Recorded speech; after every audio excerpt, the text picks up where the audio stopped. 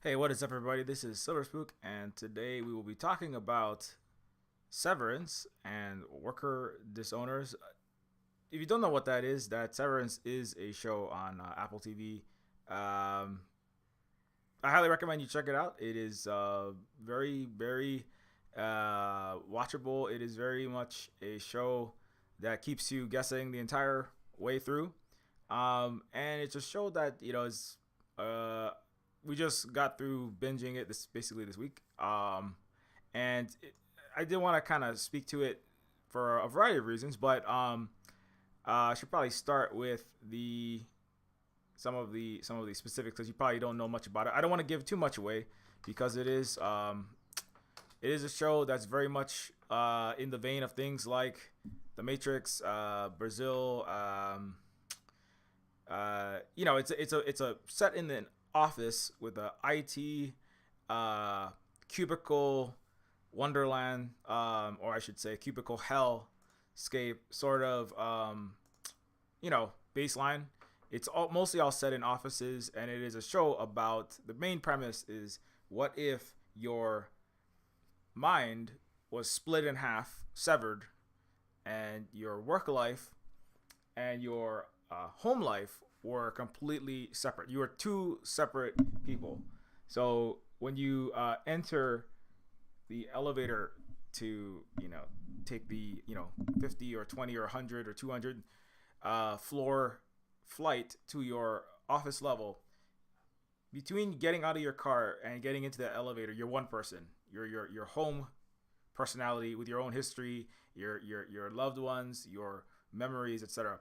When you get in the elevator and get to your floor, suddenly a switch in your brain flips and you become a completely different person that has no memory of who you are. You don't know who your family is, if you have a family. You don't know anything.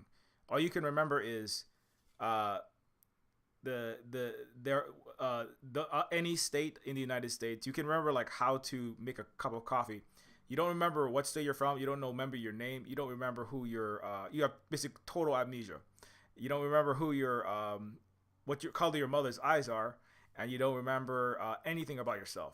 So you're basically a newborn, um, and so basically you are. That's why I titled this, and this is a screenshot from the show. That's why I titled this stream "Severance and Worker Disowners and Worker Disinformers and Disinformed and the ignorant," because basically you know absolutely nothing. And in the show itself, um, without giving too much away, basically these characters in this office are tasked with trying to they don't even know what they're doing exactly. They're looking at these little screens. Let me see if I can get a picture of that. They're looking at these little screens on these little computers, right?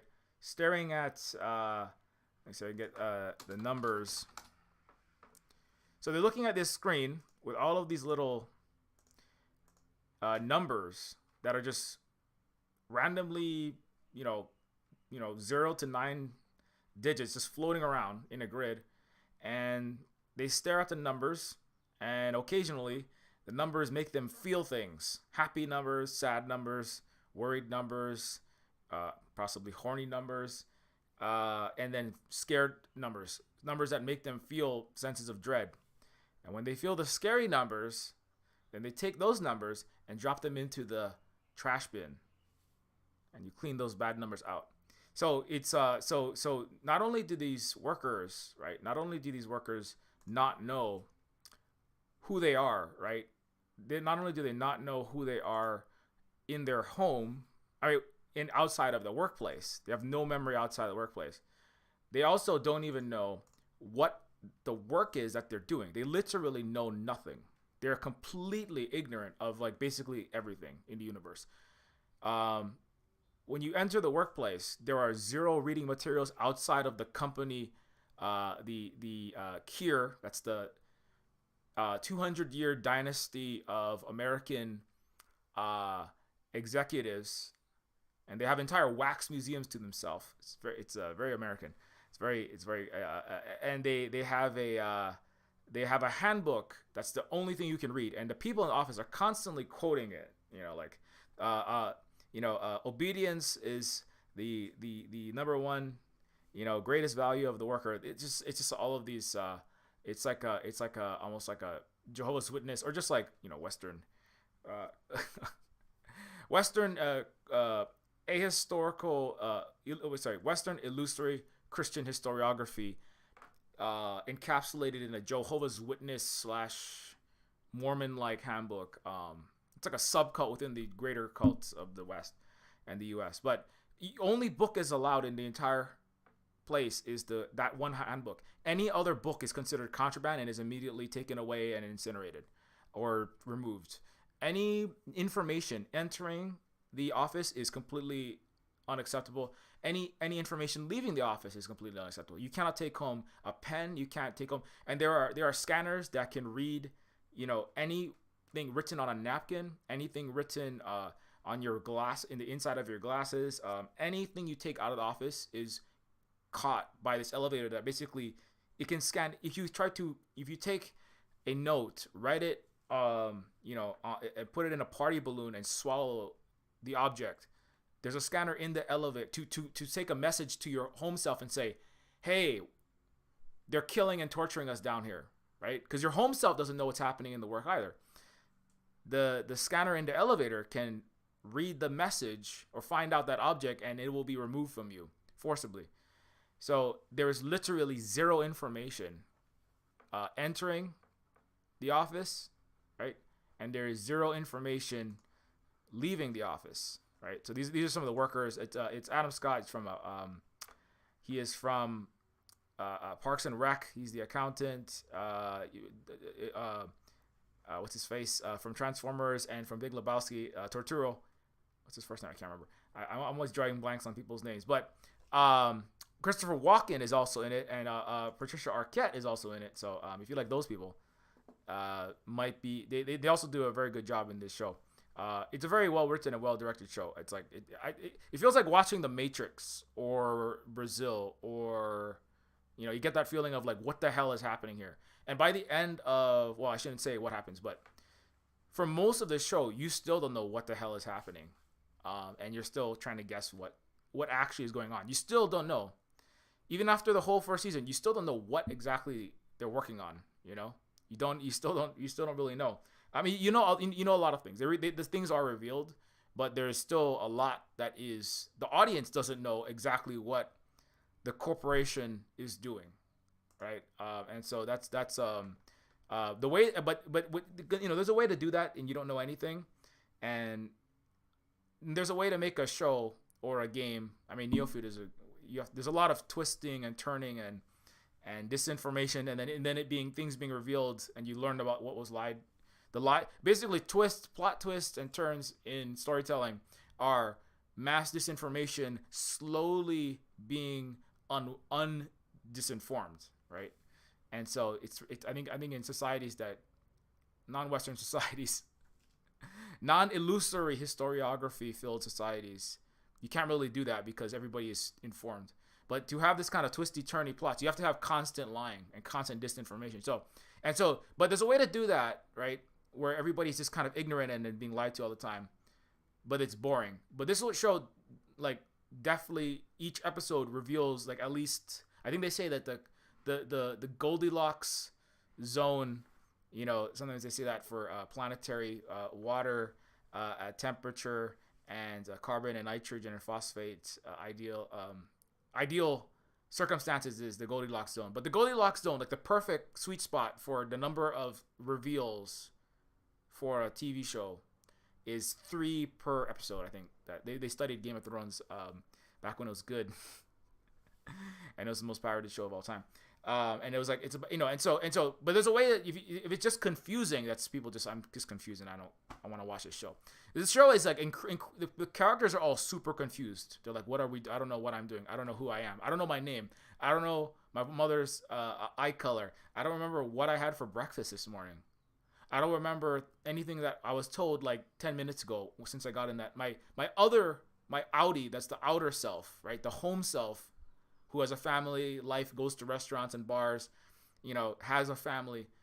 I don't know anything about outside. All I know is nothing, and then whatever's happened inside for the last year I've been working here. They're basically all newborns, you know. So, um, so there's a lot of confusion, right? There's a lot of confusion that the characters have throughout the show, but there's but the rate at which information is revealed makes it not just completely confusing. You understand as a viewer, you understand what's happening in the show from the perspective of the characters, and then things are revealed at a rate that's like appropriate to keep your interest without you just kind of just like checking out because it's irritating, too confusing, or like everything. The characters are confused, but the story is clear from the perspective of the rate at which they're discussed, like the Matrix, right? You know, as a cyberpunk, you know, I'm the chairman of cyberpunk of the nation of dystopiana, and so I have to know about the Matrix because I make games that are literally all about riffing on every cyberpunk and dystopian sci-fi, which this kind of like, you know, Orwellian Ministry of Truth, you know, war is peace, freedom is slavery, sort of. That's where a lot of this stuff comes from. And so The Matrix is one of those movies that is like in that spiritual lineage, or this is a spiritual predecessor, I would say, of Severance, Brazil, obviously, and Neofeud is just a giant satirical smorgasbord of. It is a smorgasbord made of the shish kebab roastings, you know, and you dine on the fine dining of The Matrix, of Blade Runner, of Ghost in the Shell, of Brazil, of you know, other Terry Gilliam movies and other weird office and hyper bureaucratic dystopias. And so The Matrix is a show where he also, right, Thomas Anderson, right, doubting Thomas Anderson, referencing the Bible and the skeptical office drone, right? He's also sitting there, right, at his computer, Thomas A. Anderson and The Matrix, right? And also the green. There's a lot of green in the there's white and there's green. The entire room, this huge office they work in, is green. There's a lot of send-ups and homages, like I feel, to The Matrix, which has a lot of homages to Terry Gilliam's Brazil. Should probably get that one up here before I run out of tabs. Actually, there's a lot of shots that really resemble Brazil. Yeah, this just office, you know, 20th century office, kind of like Escher, like unhinged, just bonkers, gonzo, like playing up the mundane yet completely like gonzo-ness of offices, you know. They like shots like this with lots of little individuals in their little boxes typing away as the overseer looks down on high and applauds them every once in a while and fires them when they're not needed anymore, and reaps all the disproportionately the revenue, of course, relative to the labor value provided by the little worker bees, as you might say. So, you know, and these are screenshots from the movie Brazil by Terry Gilliam, which is, again, he's a member of the Monty Python. So it's a lot of like kind of dark British gallows humor, dark satirical rip on a lot of Western society generally, but specifically the office life. I believe they work for the Ministry of Information in Brazil, so it's very similar like that. And nobody knows exactly what anyone's doing, and it's like super incredibly extra complicated. But an important aspect is just kind of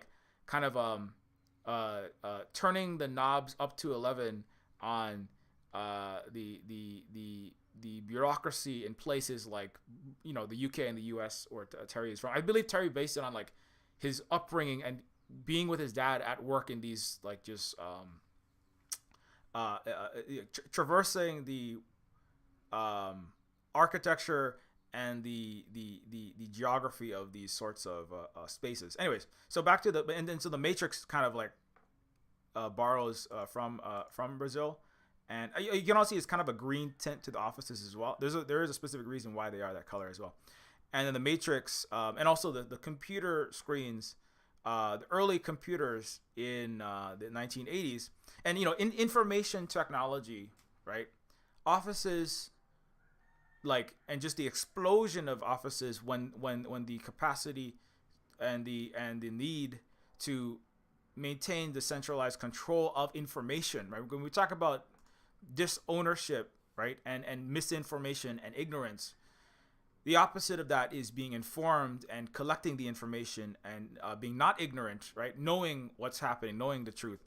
And so these places, these offices, right, these workspaces, right, these computer workspaces, which computers as information processors, right, and of course the punch cards and the Xerox machines and all the papers with all of the titles and the deeds and the Department of Motor Vehicle license and registration, clerical. There's a town in Maine that just got shut down because they lost their one clerk because they didn't give her a raise. So a pro tip to office workers everywhere: they can shut down entire societies if you don't have the Ministry of Information functioning for the multi-hundred billionaires and the empires you work for. But anyways, so the offices are places where there is this paradoxically overabundance of information that is flowing in through the veins and arteries into the central beating heart,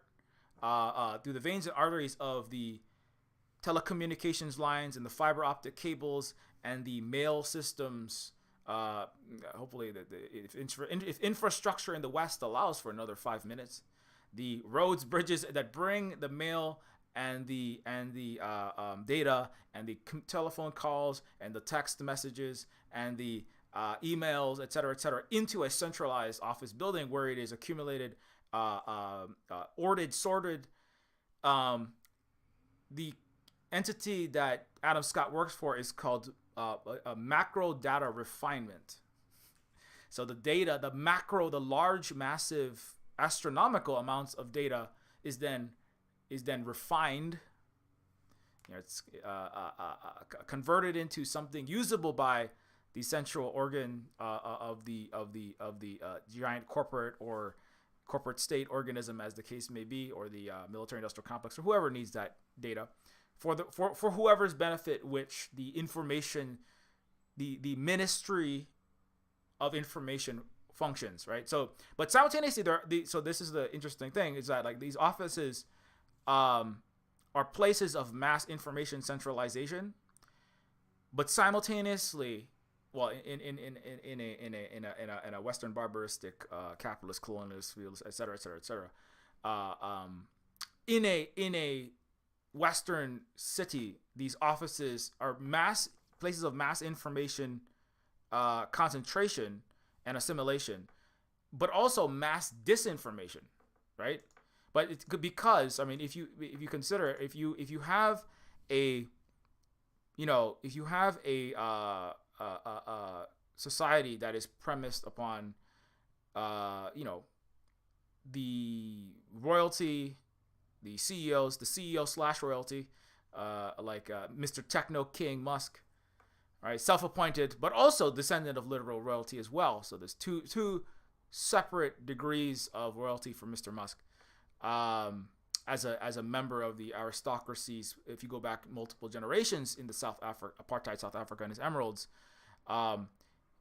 so if the elite who and he is actually known, there's actually a recent Twitter thread I should probably go through, where he described Elon Musk doesn't really excel at anything, not curing COVID-19 by donating broken sleep apnea machines to California, not astro physics or cosmology, when he is off by about he's off by a magnitude of billions of years in terms of when the sun is going to go convert itself into a red giant star, but he doesn't. In his attempts, his failed attempts to be new Carl Sagan, Elon is a failure at everything except controlling information. Right? His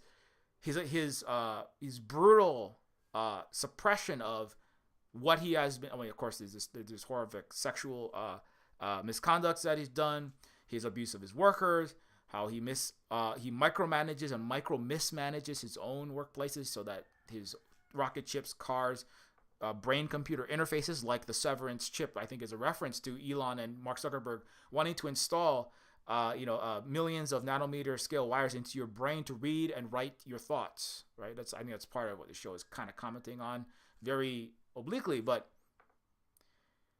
Elon is a master of controlling, not a master, he has been more successful at controlling information about himself, and that's why he wanted to buy Twitter, the same way that Larry Ellison owns Oracle, and it's very important for these people to, and also the neo-feudal class, the neo-feudal / colonial / slavery / fascist supporting capitalist CEOs and owners need to control, like Egan in this show, the name of in Severance, the head of the corporation, his name is Mr. Egan, and he is one of, like Elon, like Mr.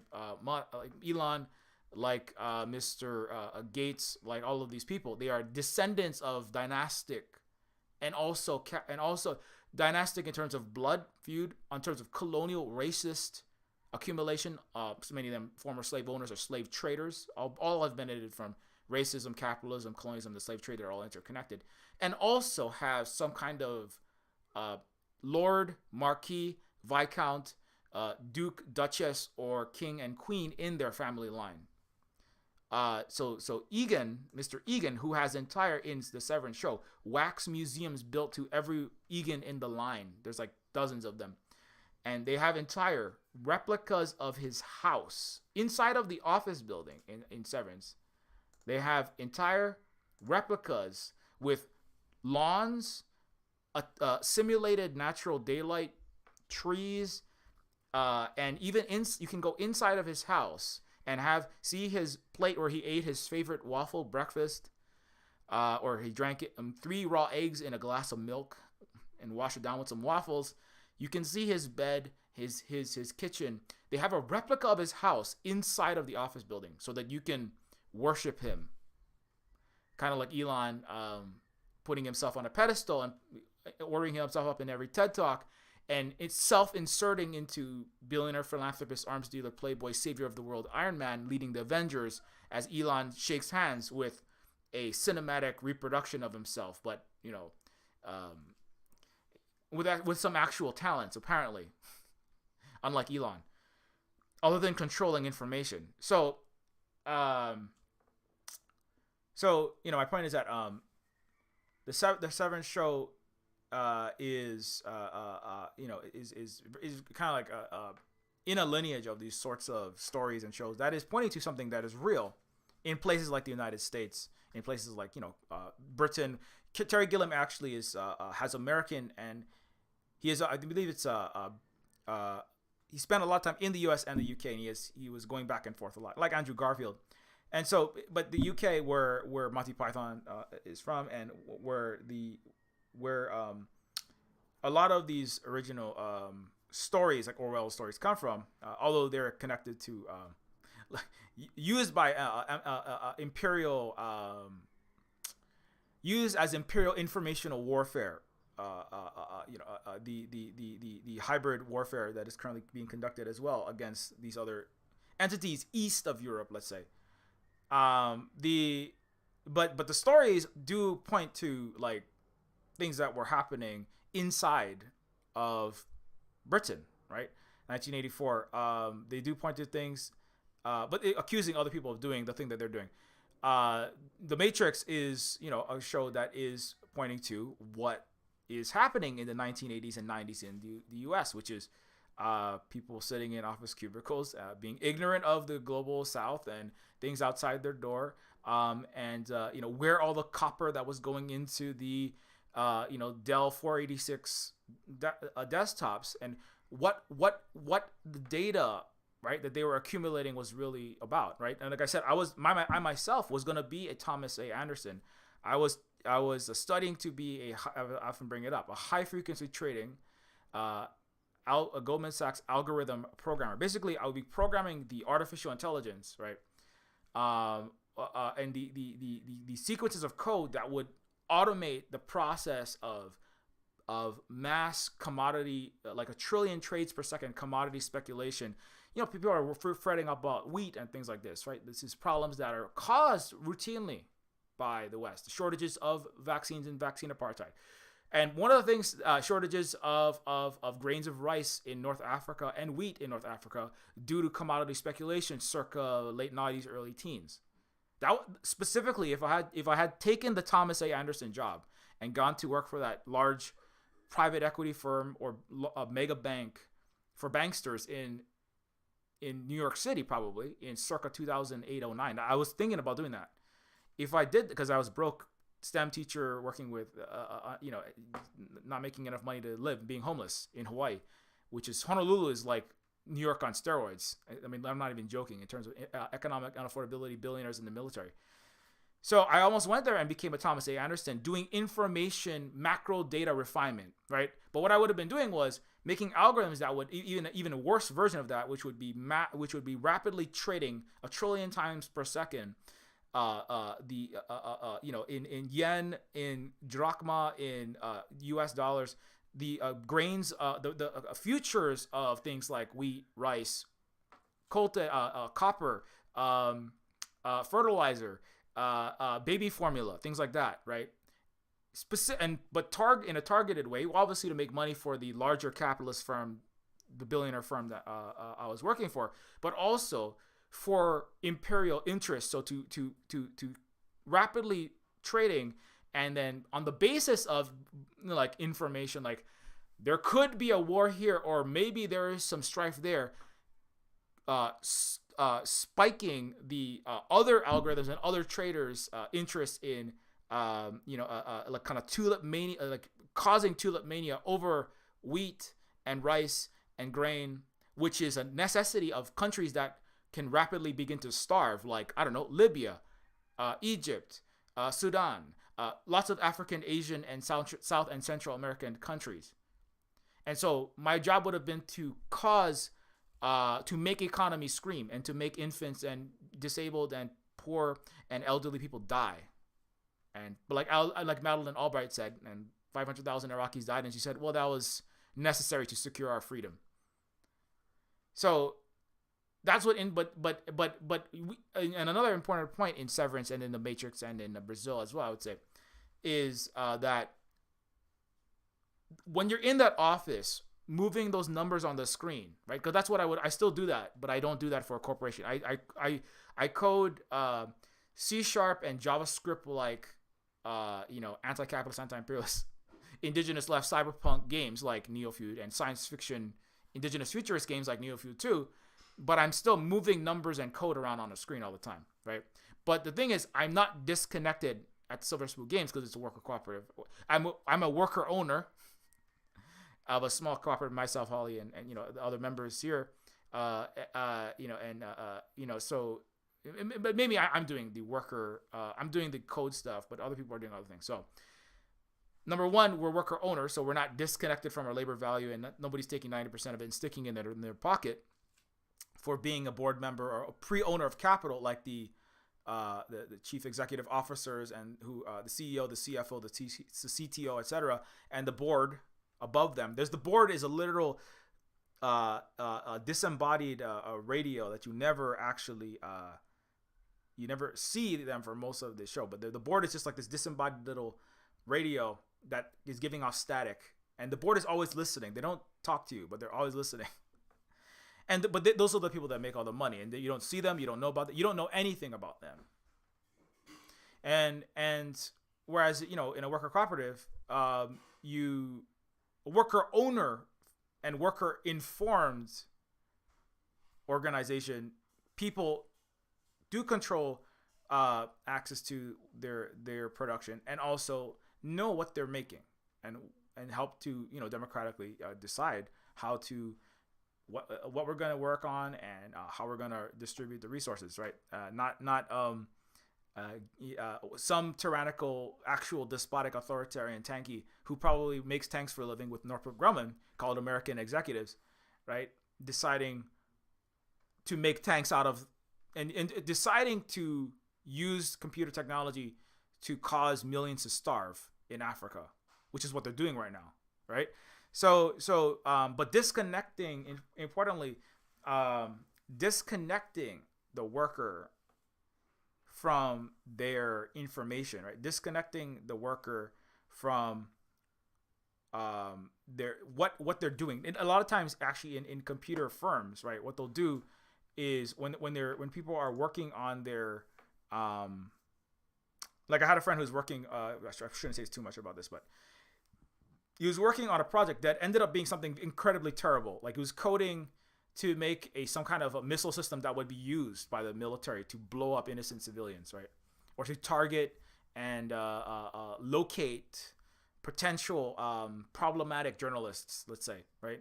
And it was the code for it. It was using like satellite imagery, combining with cell phone data, internet data, GPS, driver pattern of life, GPS locational data to single out these individuals in the world and monitor them, etc. And the code for it was broken up into 100 different parts. Each of the coders working on this app were sitting like this image in their own isolated little cubicle, separate from each other. The actual code, they were not told. Like he was not told what they were working on. It says, "Oh, this is going to help make Google Maps vehicle navigation systems more efficient." Right? That's what he was told. What you're gonna do is you're gonna make the world a better place by helping people minimize the time they get to work by taking the fastest path in traffic, stuff like that, right? And the code was broken up into 100 different people's separate compartments. Each sub problem within the code, right, it was like a jigsaw puzzle. You couldn't tell what you were working on looking at each individual part of it. But he found out somehow based on like kind of looking closer at it and actually talking to his fellow coworkers that were intentionally made far apart from him. He was working for a very large entity. It might be the one I'm streaming on, by the way. He was working for a very large private entity, so it's not government control and censorship, right? Because when giant private corporations do things, that's free market freedom of information, freedom of the press, not censorship, right? Anyway, he was working he was working on this project siloed off from his fellow coders, but he found out, right? And that's actually a theme of Severance as well. Is they're also disconnected from other workers and other departments, and each one is made to hate and fear the other departments, so they don't, I don't know, collectivize, the big U word. Anyways, that you can be censored off of freedom of speech, having private platforms for saying those things of. Anyways, so he found out that what they were working on is not, and this is a warning if you work for any capitalist entity, definitely any Western entity, definitely anything even remotely connected to Silicon Valley or DC or the military industrial complex, you're probably working on horrible things that are going to kill people and cause destruction of the world. You're actually going to work on forced labor. So, and things that will help get that done. So he found out and he said, oh my God, this is terrible, right? I can't work on this thing. This is going to get innocent people killed. Thousands or millions of people will die because of me and this code that I didn't even know I was working on. So you know what when Adam Scott's character in Severance is just staring at these numbers, what are these numbers? I don't know. This actually, for somebody who has worked in government, NGO, or corporate offices in computer programming, in IT, in ICS, in AI, in neural linguistics, in cognitive computing, advanced adversarial networks, anything for the military. You know the STEM fields. That experience of looking at a bunch of numbers and code and not being sure exactly how this is going to be used, not really knowing what the hell you're doing. What are these numbers? What are these numbers and symbols? What am I actually working on? They don't know. But it's very resonant because I'm like, yeah, I remember that. I have to work in some of these. I worked in corporate, government, and in nonprofit situations, and not being sure where is this coming, where is the money coming from to do this, what is this actually going to do, and the reason why, there's many reasons why they do that, but that is a common experience. And so when he found out what the company was doing, he brought it to his bosses and he said, "This is horrible. What are we doing here? This is broken and it's a lie. You're lying to your own customers." That's the other thing too. You're lying to your workers. You're lying to your customers. This thing is horrific. And basically, the bosses, who may be a very large corporate entity that I might possibly be streaming on, working with the U.S. military and the U.S. And NATO, they said, "Be quiet. And if you ever say anything, you'll never work in your field again. We know everyone in this country and elsewhere that you could possibly work at, and we'll destroy you. So don't talk about it ever. Silence." And that's another important part, which is that, you don't. It's very important that, informational control, censorship, suppression, actual authoritarian, despotic regimes like the United States and all of its corporations and all of its NGOs and nonprofits, and all the Western world, the control in Severance is actually a lot of it. Let me show the office. It's actually this character. It's very important, I think, is that this character here, the black guy on the left, right? He is their main go-between for the office and the rest of the company, the Lumon Corporation, right? What is that guy? Milchek in Severance. This character, he's the smiley, happy. He's like in Sorry to Bother You. He's kind of like the happy.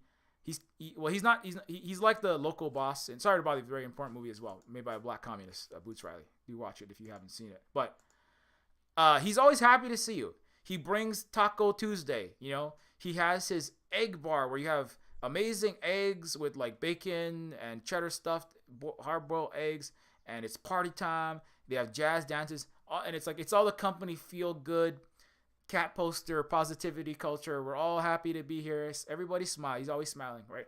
He's also the guy that's like psychologically detaining your entire personality and keeping it in a box. He's an incredibly well done character because he's like super creepy. Like he's literally the person who's like injecting into your brain a little chip that splits your personality in half and makes sure it stays that way. But he's the happiest. Hey everybody, we make this fiscal quarter's quota for data refined, and he's happy and he brings you your taco. Let's have a taco salad and dance around. Look, you get a Chinese finger trap as a reward. You're a good employee. He's the toxic corporate positivity culture sort of guy. I mean, but importantly, like they don't need a lot of security. They don't have like cops with guns pointing at everyone's head say, hey, program that drone strike machine so we can kill a bunch of Khashoggis and innocent journalists and jack the price of weed up and starve 1 million Africans today. They're not like pointing guns at their head doing, hey, let's do forced labor inside of our Coke Foods under the table Mexican camp. You're going to help us program the software that does detects Hispanic accents so that, AWS can send ICE to mass detain, non-white people because we're being rate replaced or whatever. Nobody put a gun to their head. That's also what they say about when AAA game critics like Commander Sterling comes out and takes down EA in a scalding, FPS game, over SPS game footage, talking about the abuses of giant AAA game companies, right, of their workers and of their customers and the microtransactions, et cetera, right? So it's like, and the companies will say, well, nobody put a gun to the workers' heads at EA. Nobody put a gun to the head of the Telltale game employees and made them do crunch and work 100 hours a week, 12 hours a day. Nobody puts a gun to anyone's head. There's no guns in any of the office ever. There's no guns. I don't think actually, not at not one point do they actually they don't actually like physically pull a knife or on anyone. It's all smiles. It's all smiles all day long. I'm not to say that that's every corporation is like that everywhere. Inside the Imperial Metropole, inside of places like the north of Mexico continent of the North American continent, that happens. But I should not. Everywhere that's considered we're full citizens, right? They don't treat usually. Black people, that's the sure question. Black people aren't considered full citizens of the United States. Neither are brown people or trans people, obviously. But in the office, they don't pull out the gun, right? Nobody puts a gun to anyone's head. It's all happy and smiles, but at the same time, but you don't need to a sophisticated enough or an advanced enough mass censorship, disinformation, and capitalist corporate control system can just smile at you, and then you're happy to go back and give all your time and energy and labor. And you are being paid a higher salary. So most of the people working in this office, they are being paid more than, let's say, the black or brown Uber driver or the Filipino nurse, right? That is scared of being deported, or the Hispanic, $3 an hour. I'm gonna call ICE, Coke farms, tomato or lettuce picker, right? They're being paid more than them, but they're still, and so part of it is, it is kind of, they are a higher tier on the tiers of exploitation, but and that's information that they're also separated from, right? So the people that are worse off than them, under them, they don't see those people, or they're made to, that's part of the voluntary ignorance, is like the main character, his outer personality has a tragic, that his wife dies tragically, he can't deal with it, so he chooses to sever himself off from his work personality, because it was a nightmare trying to go back to teach for 3 weeks. He was a college professor at a history. He was a history. This is the irony, is he was a history teacher, right? Somebody who was retaining history and information and then passing it down as a history professor at a college. And he, after his wife died, had a tragic death, he can't teach anymore. And so he decides he's going to sever his entire work life, and it thinks it's going to help him by disremembering and being disconnected from history and the past, and by extension, like remembering anything, including his wife, he'll be able to deal with the death. So he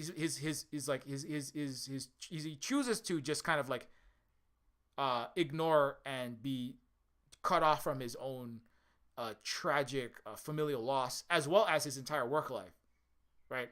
So there's kind of like, there's worker non-ownership of the means of production, worker non-ownership of information of what you're doing, which kind of go together, and then there's enforced misinformation, right, by your boss, the society generally, the news, and the workplace.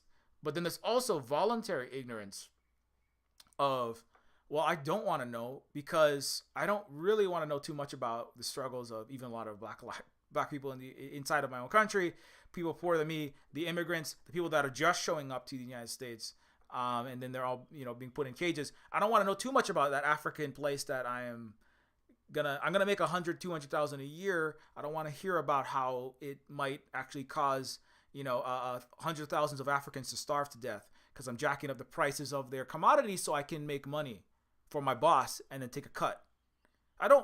So that's voluntary ignorance of the upper tiers of the labor, the global capitalist imperialist pyramid, right? And so that's a whole nother thing too. And also just and that's a topic that comes up because some of the people of his own family are like, well, how does that person that you've created inside of that office feel? Because they're a person in there, right? And he's like, I kind of like not being at work for 8 hours a day. So so there's this kind of two-tier system of the outer, they call them outers, the outies and the innies, right? The outies are the outside personalities, or the people that are outside of the office that have families, right? I'm trying to find that picture. So the outies are the ones that are outside, that have families, they have a house, right? They spend all their time outside of work, and they choose to create the innie, and they have history, they have their memories, right? The inside personalities have no memories. They're blank slates, and they have no access to the outside world. They literally, their entire life, when they enter the elevator, the next moment in their life is coming out of the elevator, right? They go in the elevator, they come out of the elevator because they don't have the experiences outside of workplace. So their entire life is work, right? Their entire life. Imagine if every second of your day is going to work. There is no free time. There's no. That's part of why the company party time, right? So this smiling character is the only little brief respites are 5 minutes. You work 40 hours a week, and then you get 5 minutes of coffee bar or Taco Tuesday, and then back to work. You don't even get the experience of laying down to sleep. I mean, when you're sleeping, you're not really having, you might have some dreams, but you don't get the experience of waking up, having your coffee, having lunch. You don't get the experience of going to a carnival or a fair or a restaurant or a rock show or a funeral or a birthday, right? All you have is work as an innie. And so even within one person, there's a 2-tier system of the people who do all the work and the people who enjoy all of the free time, right?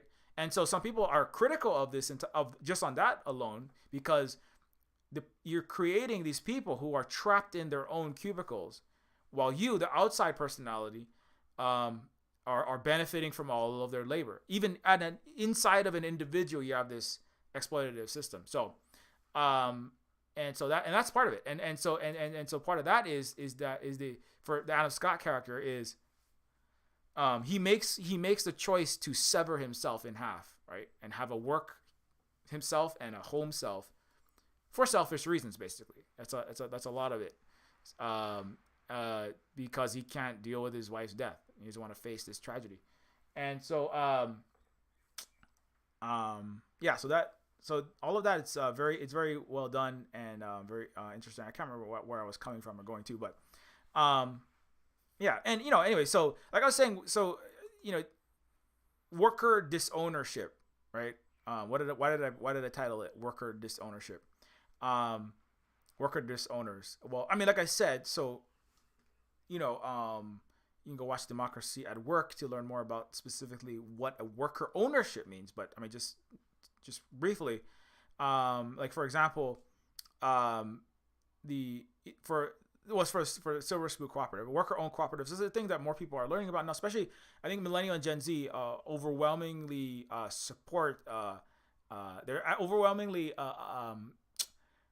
unfavorable of capitalists or very anti-capitalist, and they are also under 40 people prefer socialism or communism, and so a lot of us know kind of what that is. But in case you don't, not everybody knows a lot of the details. They kind of are not happy with the capitalism, but not everybody's still kind of confused because we live in a severed mass disinformation and mass violence and mass exploitation based Western system. But the worker ownership, right? Like at Silver Spoon, you have like myself, Holly Argent, a Positive Synergy, and we have 2 junior members, right? That we call them junior members. They're kids, but we're not very big. There are much bigger ones, but the way that Silver Spoon Games is run, right, with Neofeud, the games like Neofeud 2 that are being made, and lots of other work that's done. There's care work. There's just which is taking care of the household, the child care, child education, getting water and getting groceries, and maintaining the physical structure.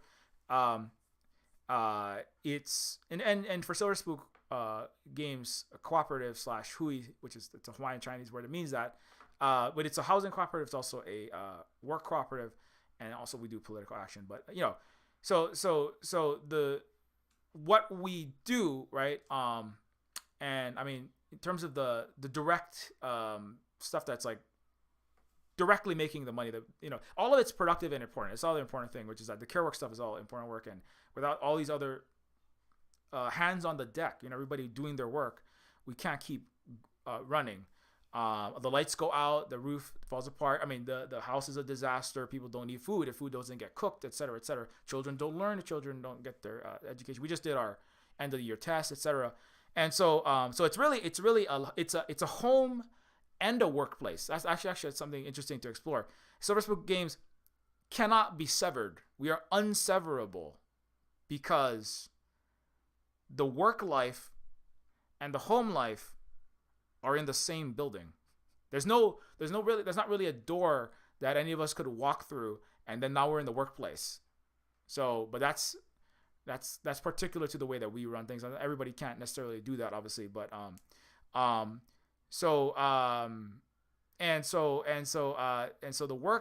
work is number one. So um, there is no executive, right, that stands on high, like, your boss when you go to work, your CEO, your supervisor. If you're in a university, your upper management, your administration. If you're in a work at a Walmart or a Target or a Safeway or whatever you work, it's a capitalist corporation probably, and your boss gives you orders, and you don't know exactly where all the information. Like I said, the code that my friend was doing, he had no idea where that code was going, how exactly it was going to be used until he investigated. And when he found out a little bit of information, he was gone, right? And never to be heard from again. And never talked about it again because maybe he wanted to not be homeless in capitalism, right? And if he ever talked about it, he would never have a job again. And so, you're siloed off from the information. The work that you're doing is the money that is the revenue generated from all of the McDoubles you sell as a McDonald's burger flipper, all of the sales of and the money accumulated from all the Facebook tweets, posts, and central bank central bank quantitative easing infinity printed money that's thrown at the FANG stocks, right? All the revenue that you're generating, making that code for that video game or the art for that video game at the AAA game, and it makes billions of dollars selling copies of Overwatch or whatever it is. So all that money that comes in, you don't see that money. You don't decide what to do with that money. You don't have any idea exactly how much money. You just get, $7.25 or $10.50 or maybe $25 an hour, $50 an hour if you're lucky, right? $100 an hour if you're like a lawyer or something, right? Or maybe a high level accountant. If you're, but you don't decide that. That's all decided by Mr. Man standing on top of you, looking down upon all of the informationally disconnected and decision-making disconnected workers below, which is a major point of Brazil, The Matrix, and Severance. And so, but in the Silver Spook cooperative, like many cooperatives, right? The money that's coming in is, we're making decisions like to use it to keep, the place, the structures upright, the electricity on, based on the needs of our people and as input, like, do you need, everybody needs their basic needs to be met. So it's like, so the home decisions, like what to do with the money in the household, like kitchen table discussion and the work discussion are not really separate. So that's another whole thing. Having a worker cooperative and housing cooperative in the same place adds a whole nother level of things. But also, just as an example, for Silver Spook Games, Neofeud, when he worked on we had people who were not here physically. So that's a good example. There were people who worked, that were part of the cooperative way I was trying to govern the creation of the games, right? So people who worked on Neofeud in specifically testing, kind of like macro data refinement, testing is sorting through. Somebody had to play through Neofeud like 25 times or more, and somebody did, and looked and ran through and tried to use, as a point and click adventure game, use the cyber arm on the chicken with a pulley in the middle, right? Run around 3 times in a circle and then click on the exit button. Oh, error. When I run around in a circle 3 times and click on this door, it causes a crash and a blue screen of death. And I can't have my game, right? I can't have Neofeud crashing, like unlike Cyberpunk 2077, a garbage Cyberpunk game. I can't have my indie cooperative built Cyberpunk game crashing on people. So that's important work. The person who did testing, and I did have somebody specifically do a lot of testing, and so that person gets in perpetuity like a percentage of the total revenue based on the work that he did relative to the rest of the work. So that's the way that's the way that we and we agreed, like that's how we're gonna subdivide. So everybody who did work on the game in perpetuity gets exactly an even amount of money based. So if the game sells, for example, $1,000 worth, if Steam takes 30% of the sales of Neofeud on Steam, right? And so let's say the Neofeud makes $1,300, Steam takes $300, and then the other 1,000 comes in. If let's say if the tester did 10% of the work, they get $100 for that month, right? If an artist did 20%, they get $200 for that month. They get 20% forever, for like literally forever. So I'm still paying I don't pay them like every month, but it's like every year, or when it accumulates a certain amount. Like like Amazon, if you make $100 in subscriptions over 3 months, then you get paid out, right? So it's kind of like that. So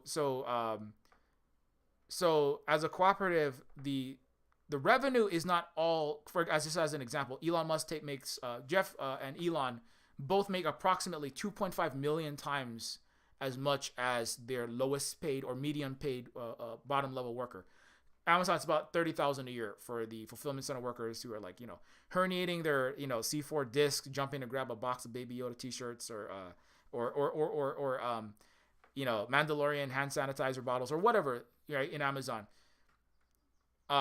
Jeff made like multi-tens of billions of dollars basically on average for the last 5 years. Same for Elon, which equates to about 2.5 million times more that the executive takes relative to the workers, which is just like almost incomprehensibly unjust, right?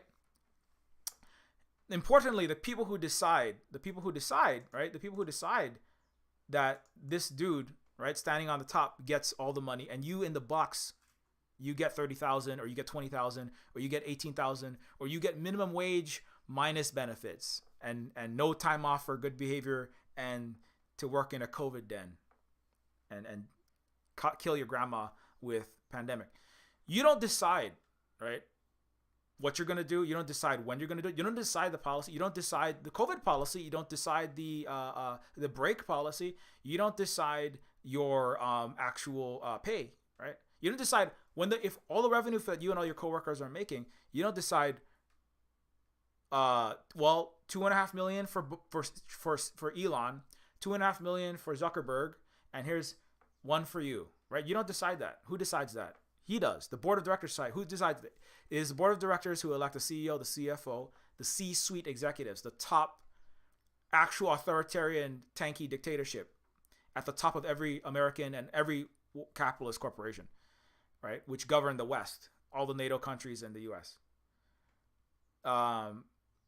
Those people at the top, right, decide how much everyone else is going to make. They set your salary. And so those people, they're the decision-making policy, and they are governed by, it's plutocracy, government by wealth. 90% of all stocks are owned by a tiny 1% of the population, or the top 1% of the population. And the top 0.1% obviously own a disproportionate, even more disproportionate amount of all the stocks, who then control the boards. And the boards, right, make all the decisions. They hire and fire the CEO and the CTO and CFO, who themselves make decisions for the money. You have no input. It's zero democracy, right? In the workplace. That's why there's a YouTube channel, Democracy in the Workplace, right? And which talks about this with Richard Wolff. But anyways, whereas in the cooperative, those decisions of how how to produce, what to do at profit, right? Are they're made. It's not like every single decision is made by every single worker, because that's not a good way to. An example is like for things that need experts to make certain decisions. Like if you're building a bridge, you want the actual master architects who have like degrees in engineering, right? Who know the exact tensile strength of this type of steel and how much and what is the breaking point of this type of concrete and where to put it. You don't want just not to say that the computer programmer is not smart, or the accountant or the janitor or the whoever, the nurse or whoever worker in the organization is not valid. But like if there's just a democratic vote on how to build a bridge, rather than listening to the expert who knows exactly how to build it so it doesn't break, people are going to die. So those kind of decisions. But then after, like, okay, so now that we've built this bridge, how do we redistribute the funds? Those kinds of things need to have the democratic input, right? It's basically, it's decisions are made for the benefit of the people with the input of the people, and taking it. And the thing is, if people have a good faith, democratic, informed, mutually respectful, socialist or communist workplace, right? Or we call it indigenous workplace because that's just indigenous peoples. Socialism and communism were all stolen, and they were pirated from indigenous people, like old seasons of Game of Thrones. So if you have that workplace, good faith decision making, people are not going to want to say, no, I want to decide to build that bridge, because people want to have bridges that don't break. Now, egos can get in the way. Even in a democratic workplace, you can have problems because people are going to be like, well, I want to build the bridge. Well, I want to build the house. I mean, well, we want to let the architect build the house, or guide the building. Not to say you can't contribute, but we want to have the people that really know, that have actual merit and skill, like a meritocracy. Like the West doesn't have that, but they have SAT rigging schemes so that you can put George W. Bush in the White House and in Harvard with a $6.5 million bribe to the Harvard dean. But anyways, but in actual meritocracies, like in indigenous societies around the world, and there's one in Asia, or there's several actually. You if you have the merit in a field, then you should be, your input should be weighted specifically on that science or technology or engineering that you're doing, right? But not in everything, right? That's why you don't listen to Ben Carson about aliens in Egypt, right? He's very good at his neuroscience, right? But not so much in, definitely not in his politics and social equality. 'Cause otherwise he wouldn't be in the party that he's in. But anyways, but that doesn't, things are not going to be perfect. So it can be messy. Just when everybody has input, it can be a little bit more messy. It's not as orderly sometimes as a authoritarian, despotic, normal American workplace. Right? It seems orderly, but actually it's very exploitative. It's very damaging inside, and even more so outside in the non-U.S. citizen colonized peoples inside and outside of the U.S. But it seems very nice and orderly and sweet smelling ginger, teriyaki bar when you meet your quarterly quota, right? And all of your come together and you have some coffee and donut holes and have a nice little pep talk from the Mr. Feelgood with his tacos, right? With his smiles and his free party favors. Here, have a picture of Mr. CEO's head. Have a picture of Elon's head, fashioned out of gold veined marble, and it sits on your desk, and that's your reward for being a good worker this quarter. I mean, that doesn't cost them anything compared to how much they're making from you. That's part of it. Is you should be appreciative. That's a very important thing in Severance. The workers are told, I can't believe how unappreciative you are of all we do for you. We've given you this purpose in life, this great meaning in life to work for us. And you're doing great work. Your work is amazing. They have like all these, it's just real, like it's all psychological conditioning and programming to make you a better worker bee, I can't believe how ungrateful you are that we all that we have given to you. It's like you giving me a Taco Tuesday. I produce like millions of dollars potentially of value this quarter, and you giving me Taco Tuesday? Give me like $10 worth of donut holes, right? But the culture is about making these little gifts. It's all about what the West is not the only thing they're kind of good at is mass disinformative storytelling. It's a story about how the workplace story is you sat down and you did this important work that's in itself should be rewarding. You just sat there and you some of them are like guessing, well, you know what we're probably doing? We're probably, we're probably sitting here curing cancer, right? One guy says, yeah, we're like really important here. I don't know what these numbers are, but I'm guessing this code is probably going to like cure cancer. We're probably like we're saving millions of people's lives, stopping lung and brain tumors, or maybe we're like, there's an apocalypse outside and we're humanity's only hope. Every time we look at these numbers and we find this scary, terrifying nightmare groups of numbers and we dump them in a little box and we have no idea what we're doing. But I think what we're doing, these guys just guess, they're all speculating because they don't know anything about the outside world outside of their office. They have no information, right? I think it's a post-apocalypse, and all of the land is uninhabitable now because of zombies and nuclear radioactive pirate zombies and something dystopia outside. And so the rest of the human race is relying on us crunching these numbers to find all of the eels and scary, nasty eels in the ocean, because people need somewhere to live. And so we're like sending missiles down to blow up eels so that humanity can live underwater. And it's kind of ridiculous, like 9-year-olds, like a fantasy of what might be happening. I feel like I've heard either my son or other little kids like say kind of things kind of like that. But these people inside the office are also children. I mean, they literally were born 2 days ago, or a year ago at most, or maybe a couple years, right? They have zero memories of history. They know basic skills and talents. They can like write, they can type, they can speak English, right? They know some states of the United States, but they know nothing about their own history, who they are as a person, and lots of other things. But they know just enough so that they can function as a worker, right? And so they're making up these stories about, oh, I'm doing great things. Just like, my friend, like, right? My friend sitting in his office working on the app that will kill innocent civilians by the million, right? Potentially for the US military industrial complex. He doesn't even know it. He was told, he thinks what I'm working on in this cubicle, in this massive corporate farm churning out code, he was told this is gonna make people's lives better.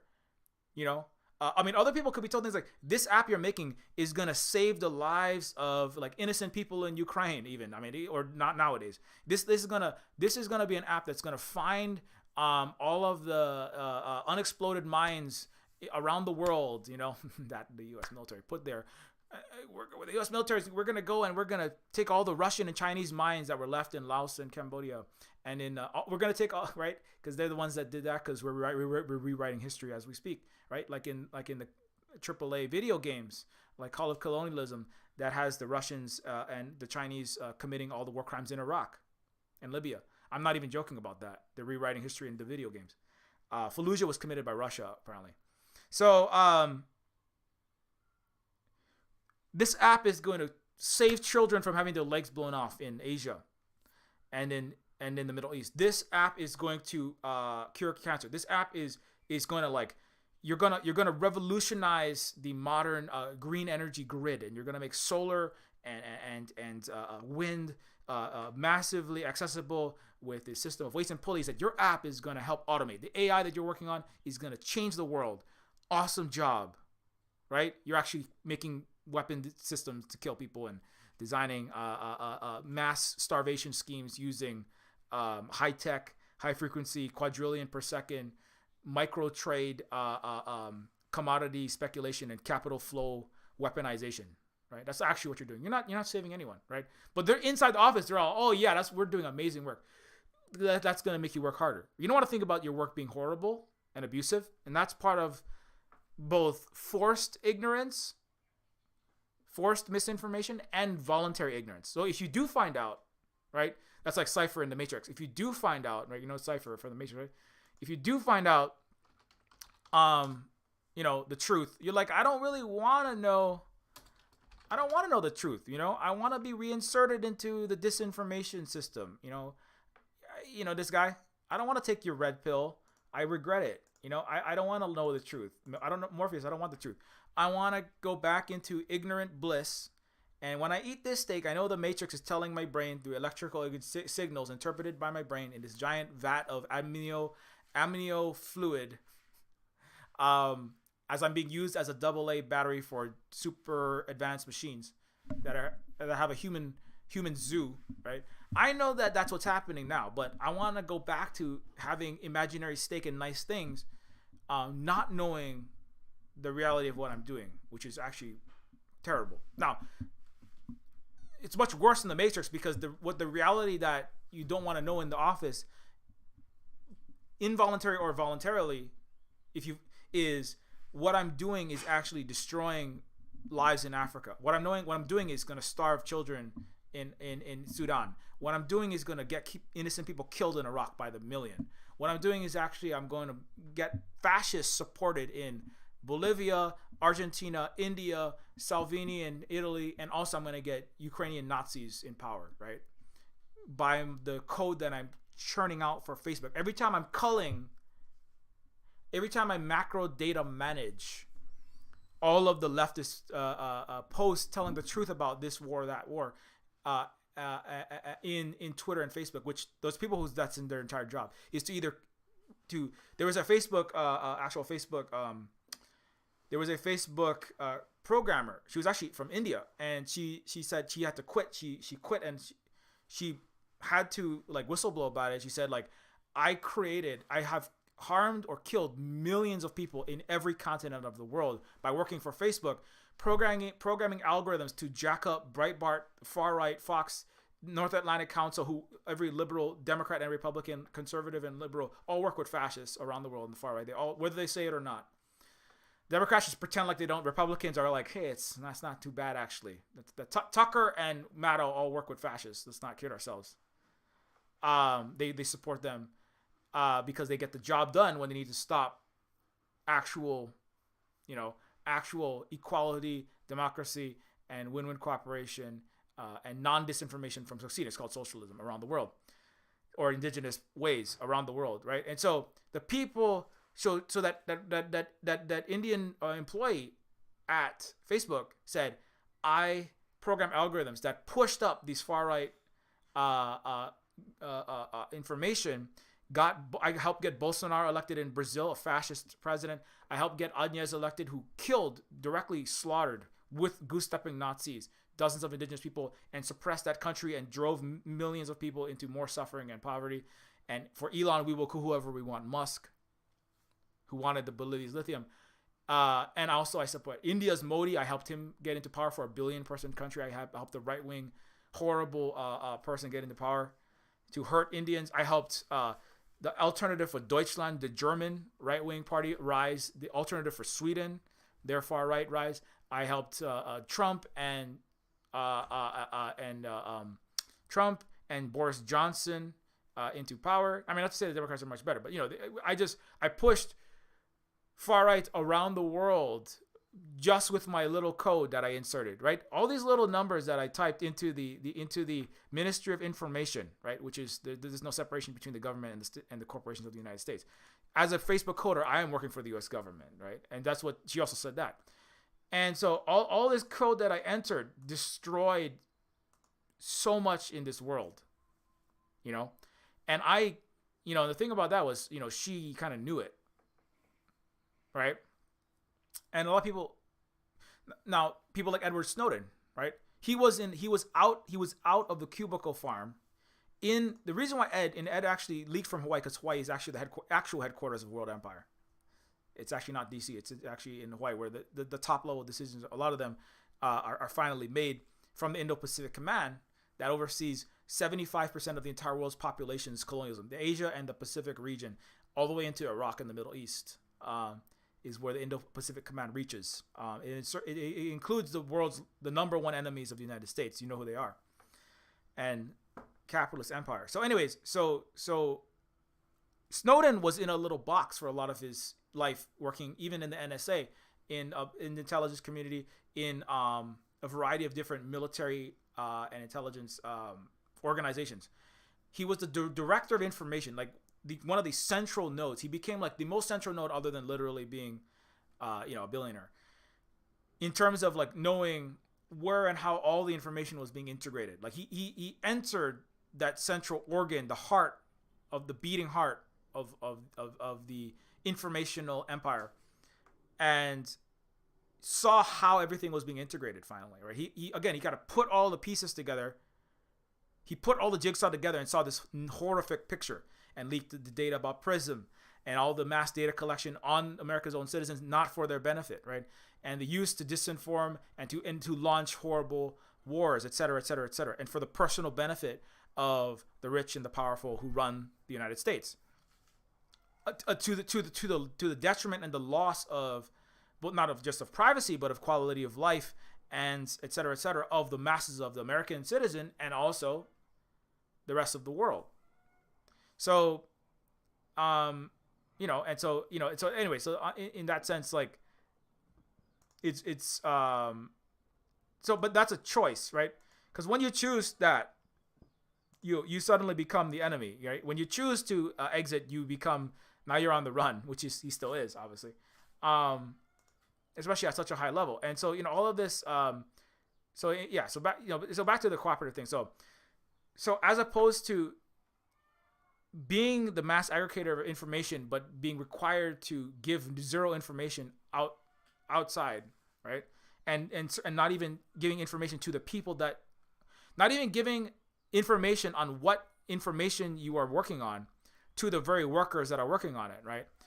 In a worker cooperative, you have it's all daylight all the time, so you actually can see what we're working on. Like I try to get people updated about what specifically we're working on here. We're not. You try to be transparent. We're not richer, you can see how much we get on Patreon. It's not a whole lot. It's like $500 a month. And then I can tell you exactly. Neofeud has made approximately 55 to maybe 60,000 over 5 years. So that's like 10,000 a year. We're not rich. And there's a handful of other sources, but Neofeud is the largest one. So, in terms of the money coming in, it's so the important thing is with worker disownership and worker disinformation. The opposite of that is worker information, right? And so people know what we're doing, who are participating, of course, in the worker owner. Not everybody in the universe is gonna have to know that, but what we're doing, people know about what is what we are.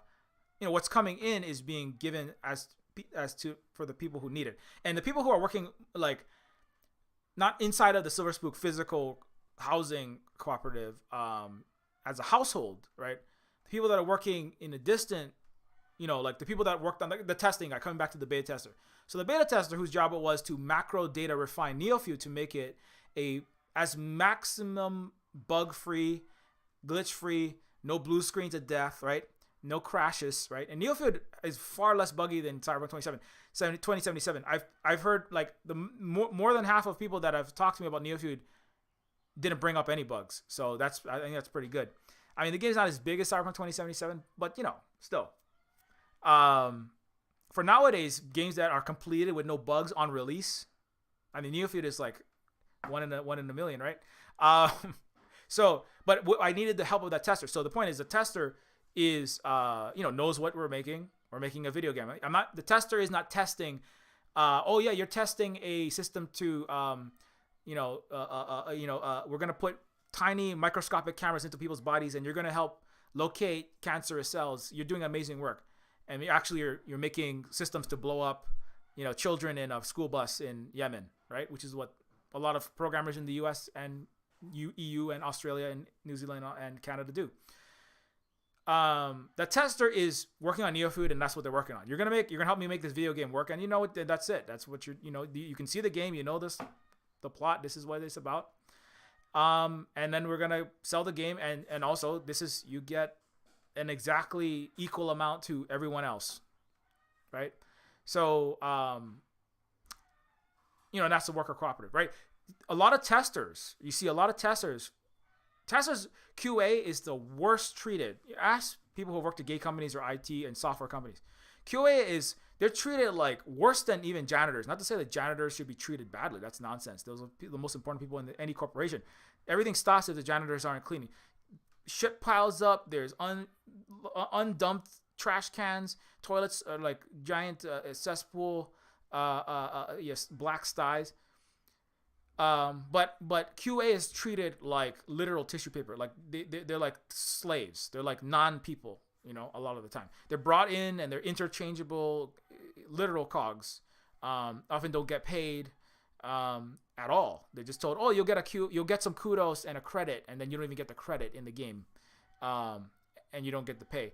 So QA, quality assurance, people who do the testing of software and games and things like this. Games as a subset of computer software, obviously. The testers are horribly treated. They're paid like often they can get away with in the end less than minimum wage. And so in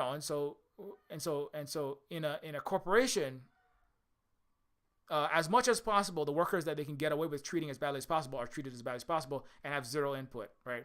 Whereas in a cooperative, everyone who's working on the thing, right, has a relative input. Now, of course, if you're working on, if you put in 5 hours of work and someone else puts in 500 hours of work, the person who put in 5 hours, you shouldn't get an equal vote to the person who put in 500 hours, because not to say that your needs shouldn't be met, but in that situation, I mean, you shouldn't get an equal pay to the 500-hour person. That's not fair to that person, right? Because then you're kind of exploiting that other person, right? If somebody is putting in, 10% of the work, another person's putting in 90%, and the person putting in 10% of the work gets 50% of the revenue, that person is actually kind of a boss and a CEO who's exploiting the other person, right? This happens to a lot of women, a lot of care workers. They're actually putting in a lot of the work, and then they don't get anything from it. They don't get any kudos for being a home worker or a care worker, and they don't get the pay for it either. Oh, you just do that because you were a woman. So that's why you clean and you cook and you take care of kids. That's just your thing. But it's like, well, if somebody doesn't do that, then, well, we don't have anything. Everything falls apart, like the janitor at the corporation. So, but that's also exploitation of certain workers who privilege their own work above other people's work, right? And that's not really fair either. But all of that stuff is kind of like, again, those are things that the people, once you have a informed workforce, and you have a democratic, actual egalitarian workplace, a democratic, informed workplace. Now, you could have a democracy with no information, and that's useless. That's like the United States. You can vote, but you don't know shit, and you don't about anything. You can't even tell, whether COVID-19 is going to be the Spanish flu or if it's going to be like a little cold. You can't tell where all your money is. You don't know fucking up from down. And you don't even know that there's not even a democracy. It's a plutocracy in the United States, right? It's a joke. But if you have an informed people inside of whether it's housing or it's a workplace, then on top of that, then you also have to have, you might still have problems because the informed workers might disagree about things, right? But at least you have the possibility, right? You don't have the problem of everybody just being a little drone. It actually might get a little messier, right? Not necessarily messy, but it might get, the process might get a little bit more, it might take a little bit longer, right? Because it's not just one white dude with billions at the top going, well, we're all going to make this now, right? You're all going to make a cyber truck that has easily shatterable windows, fucked up brakes, and the AI locks your doors and windows and then sets itself on fire because if you have broken batteries, like Elon's cars, right? Now, everybody just does whatever he says, and it's kind of more efficient. Now, it's not more efficient, but there's less discussion about it, so it might happen a little bit faster. But if he's a terrible mismanaging idiot like Elon, or every CEO of every capitalist Western company, they're all clowns. Mr. Zuckerberg, Mr. Elon, Mr. Gates, these are all complete buffoons, right? Gates actually made his own his own personal charter schools, right, or his own personal school system that was supposed to be better than the public school system using macro data refinement. He was using Microsoft, his own proprietary Microsoft information technology to rapidly assess and recalibrate teachers to make them better at teaching, right? Bill Gates' schools, his personal schools, and he actually took over entire swaths of the I think Pacific Northwest and the north center of the U.S. His schools perform twice as bad as the average public school. So Bill Gates, who wants to run medicine and education in the world apparently, Mr. Gates is literally abysmal. He is worse than just your average garbage. American schools are crap, to be clear. 54% of the United States can't read at a junior high level as an adult, so epic fail there. Number two, Bill Gates' schools are twice as bad as those garbage American schools. So, and he spent like twice as much money on them. So, kind of like Elon making 500,000, death by incineration, broken ass Teslas, right? Like this clown. They're terrible managers as well.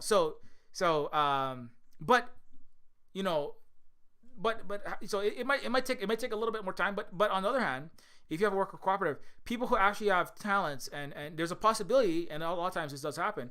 Mondragon is one of the world's largest worker-owned cooperatives, and Mondragon has 80,000 plus people federated across several different. It's in the indigenous non-Roman traumatized region of Spain called the Basque mountainous region of Spain. The mountains were hard for a lot of colonizers. That's why Switzerland is the way that it is for a lot of for a big reason why.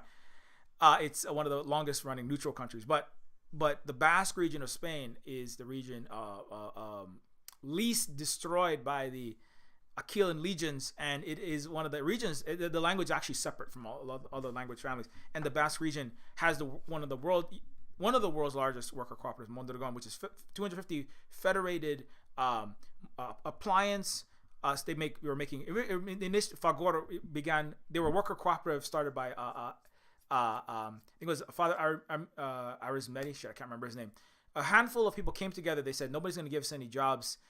We have to make our own, and they created a cooperative that was democratically controlled, making refrigerators, microwaves, and other 50s. It was in the 50s. New appliances, and later on they branched out into restaurants, into food, into some biotech, education. There's a cooperative university where the students, the teachers, and administrators all have 1/3. They each have an equal vote about everything about the university. So pro tip to when you work at a university where administrators are making all the money and the students are getting their student funds thrown into the U.S. military, which is happening in California, by the way, while the SWAT cops are breaking the legs of the wildcat striking permanent starving graduate test correctors, right? Like in the UC system. Mondragon has a cooperative university where there's input from every person involved in the educational facility. Anyway, that's one of their of the 250 sub cooperatives in the cooperative federation. It's called the Mondragon Corporation, but it's actually a cooperative entity. The maximum salary of Mondragon is set by the workers. They're hired and fired by the workers.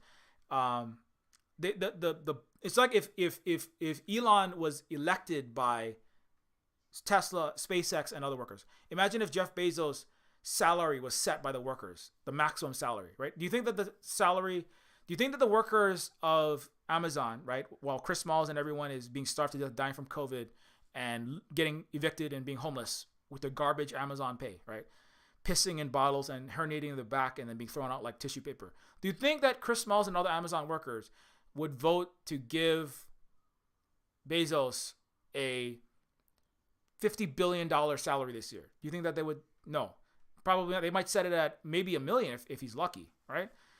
Mondragon Corporation, Cooperative Corporation sets the maximum income, including bonuses of the executive, if there are any, at 6 times, and this is chosen by the workers. They set the maximum salary of the CEO. It's actually more like a director, right? So it's a current top level manager.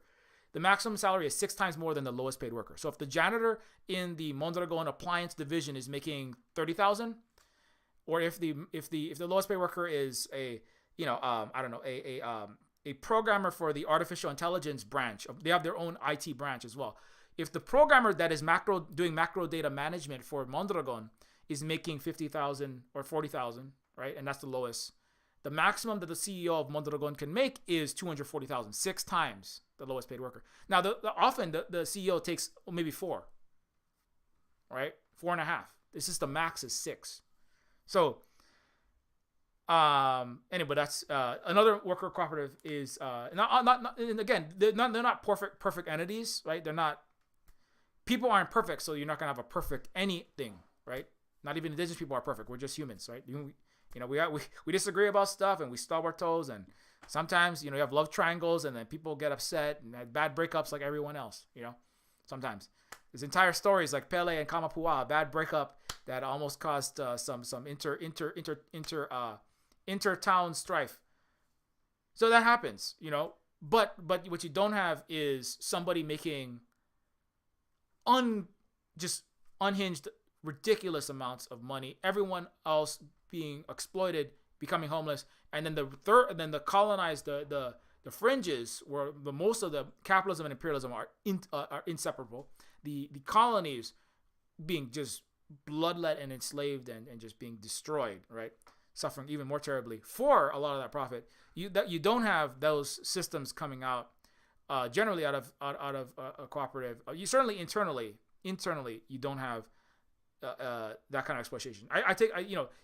Externally the cooperative could be doing something to other entities, and that's a whole other thing that has to be worked on, which is internal within the workplaces. But then workplaces in work and home, you can't have the workers in the workplace having good, democracy and good say, and then they come home and then they mistreat their wife and their husband, and mistreat their children and mistreat the home life. That's because that's another problem too. Is going, well, everything is about the worker. I mean, well, everybody, just being a human is important. Number two, things that people do at home is also important. So that's also important to remember.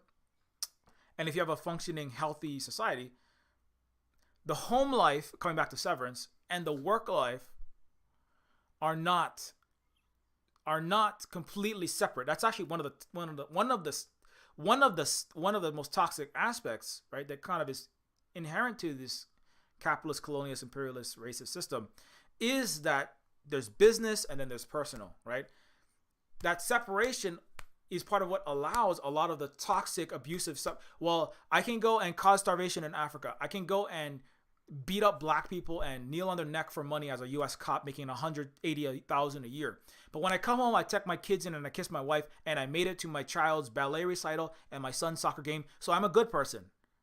I can beat up workers and break the legs of the striking workers in Amazon and just like kill black people all day long, or kill innocent Iraqis in the U.S. military in Fallujah, which we actually did, not what the AAA games companies are rewriting for Battlefield 2042. You can go kill all these innocent people around the world, but I come home and I tuck my child into bed in the Air Force base, and I'm a good daddy now. I'm a good person. Like, but that's part of the business, especially in the United States, but not exclusively. What we do in workplaces and what we do at home are separate, and what really matters is what we do at home. The work is, who cares? It's just business. The phrase is just business. It's just business is like, it's just murder. It's just war crimes. It's just evil, right? When you say just business, the only people who say it's just business are people that are doing something terrible. It's always like, hey, sorry, you're all homeless now, and all y'all starving in downtown New York City, or in, hey, sorry, Honolulu, homeless population. I made y'all homeless by speculating on housing, and it's a $2 million per house. It's just business. I'm just making a market in, overpriced New York real estate. I'm just making a market in Toronto flats.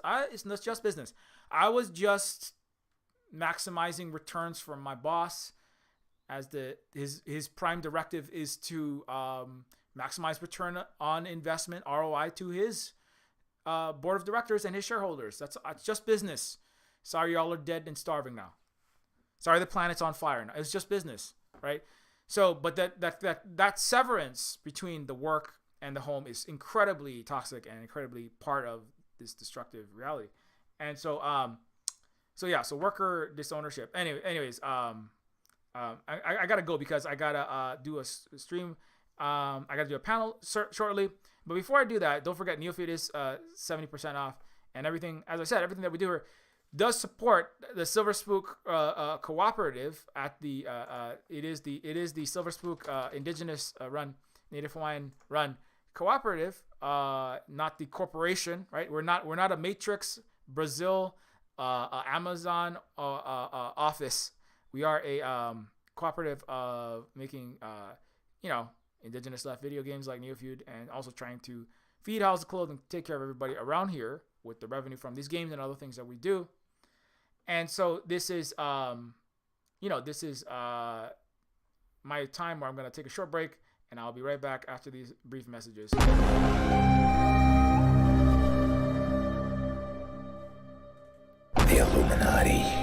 Illuminati created us.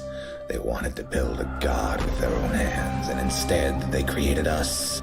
Just because I'm made of silicone and aluminium, I must be doing something wrong. That's machine stereotyping, that is. That's reality, that is. Machines are second-class citizens. Humans are sentient persons by default, ma'am. They have personhood by heredity. There are thousands upon thousands of overqualified slum dwellers. You are my peon. Don't you get it? This wasn't a job. It was always just an excommunication sentence. We're pawns in a feud bigger than we can imagine. Turn the cogs of the machine before Leviathan grinds you up and swallows you and yours. We don't get to choose our hand, comrade. Prince, peon, rich, poor, human, robot. I invented the crux of the royal's power, the secret to consciousness, our existence itself, the meaning of life. I'm the $6 billion baller. Have some trouble, youth. You are my greatest creation of all. I had to build my own family. I hate your son. I hate your son. I'm happy to smash all of the crowns and throw the gold shards down to the people. I will be the iconoclast queen. But who makes you queen anyway? You? You and whose army, princess? You and whose army?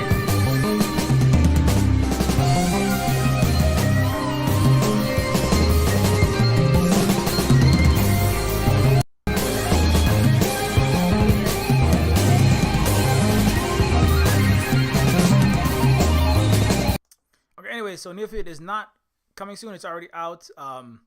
It is on Steam and on itch.io. And yeah, it is on sale right now. So everything that we do is supported by the sales of this game, as I said. And yeah, so yeah, back to actually let me put the slideshow up for a second. So yeah. So anyways, yeah, the game is on sale. It is a game that I made. It is dealing directly with a lot of things I'm talking about, including economic inequality, racial and social inequality, the prison, police, and military-industrial complex, and of course also my life as a Native Hawaiian growing up in ghettos, surrounded by people even worse off than myself, and trying to help them as a social worker and a STEM teacher, working with kids, trying to keep them off of drugs and out of gangs and on paths towards better opportunities, if possible. Here in the not so nice side of the coconut trees in Hawaii. So that's actually what Neofeud is about. But it's also a cyberpunk game about being a disinformed, suppressed worker, and a lot of Matrix, Blade Runner, and other references are involved in it as well.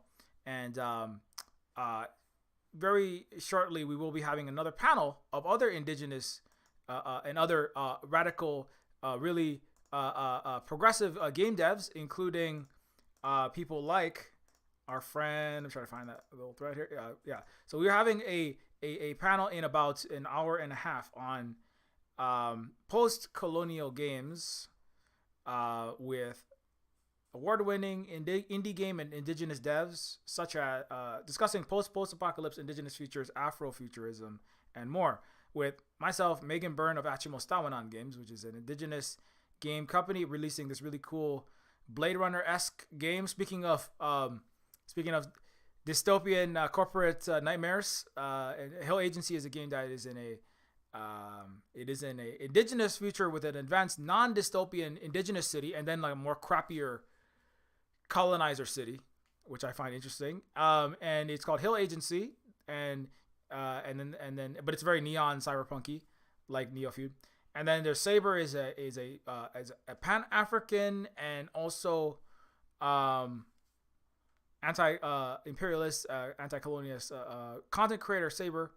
I've had him on a few of these panels, but it's been a bit since the last. It's been a minute since the last one, but yeah, we're happy to talk to Saber. And Santo Avero Ojeda is also a indigenous Guarani person from Paraguay, but is an indigenous person from South America who is working on a game called Cyber R Revolution, which has indigenous main characters in giant mechs fighting monsters like colonialism in South America. So that sounds cool. Don't forget that this is coming up. And so anyways, finally, I gotta wrap this up. So I do recommend anybody watch this show, Severance. It's a very it's like, just as an entertaining show, it's like very entertaining. I was Holly and I like decided we just like watched all 4 of the last episodes. Like we watched like, because it was like it definitely keeps you wanting to figure out what is happening. It never gets boring ever. It's pretty snappy. It's Ben Stiller directed. I was like, Zoolander directed this. Holy shit! You're that guy being chased around by the Tyrannosaurus Rex skeleton in Night at the Museum, and you're giving the Moai Rapa Nui heads the pieces of gum. What the hell? Ben Stiller directed Severance. It is a show about worker disowners and worker disinformed workplaces, voluntary ignorance and misinformation. It is on Apple TV, I think, and it has Patricia Arquette, Christopher Walken, and a bunch of other people. It doesn't have Keanu Reeves in it. I'm sorry. I was just using this to cite how it's similar to The Matrix in that they work for ministries of information, like the movie Brazil, which Neofeud also has direct references to Brazil as well. I think the main character, Carl Carbon, in Neofeud literally says, sometimes I feel like this guy, the guy in the middle with his robot arm and his e-cigarette, he says he's filling out literal mountains of paperwork that are spilling on his head, and in a corporate in a bureaucrat office, and he says, mountains, Everests of triplicate paperwork. Sometimes I feel like I'm stuck in a Terry Gilliam movie. I was referring specifically to Brazil. Well, actually, before I go on, I just gotta show this. There's a scene where paperwork almost Brazil paperwork. There's a scene in the movie Brazil where the paperwork almost kills the main character. It wraps him up. I can't find the paper. Where's the paperwork?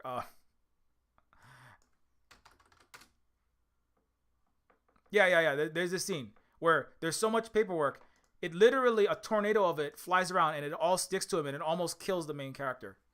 He literally is drowned and smothered by paperwork, and it's very metaphorical and like symbolic of this universe. There's a very deeply Britishness to that. You read Douglas Adams' Hitchhiker's Guide, you understand this. Is this particularly the paper, because they come more from a paper empire.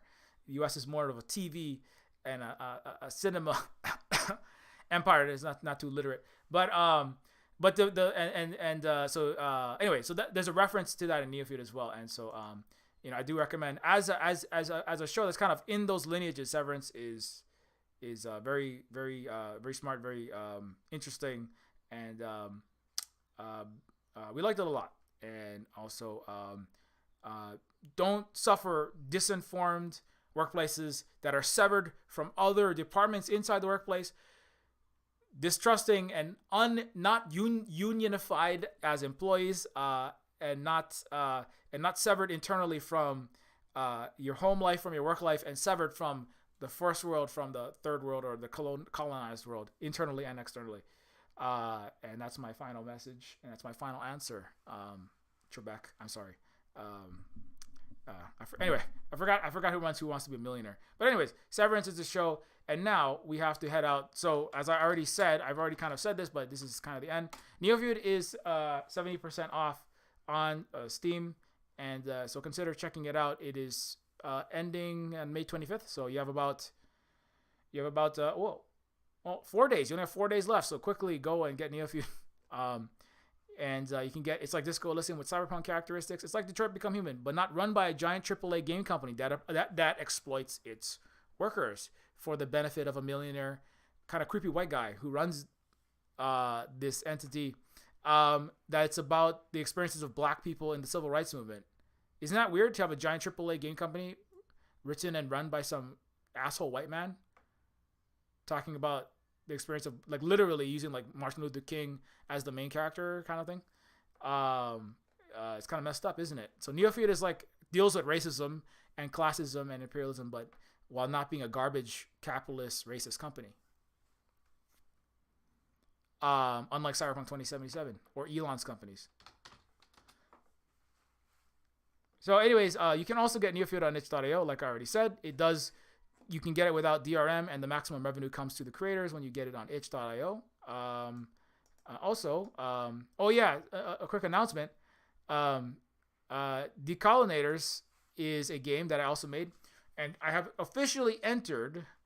Decolonators has officially been entered into a pile of paperwork. No, it has been entered into Smiley Man's mouth. No, Decolonators has been entered into a cubicle. No, Decolonators was entered into Imaginative Film and Media Arts Festival, which is a festival that's coming in October. Imaginative Film and Media Arts Festival. Join us in October 18th to 30th.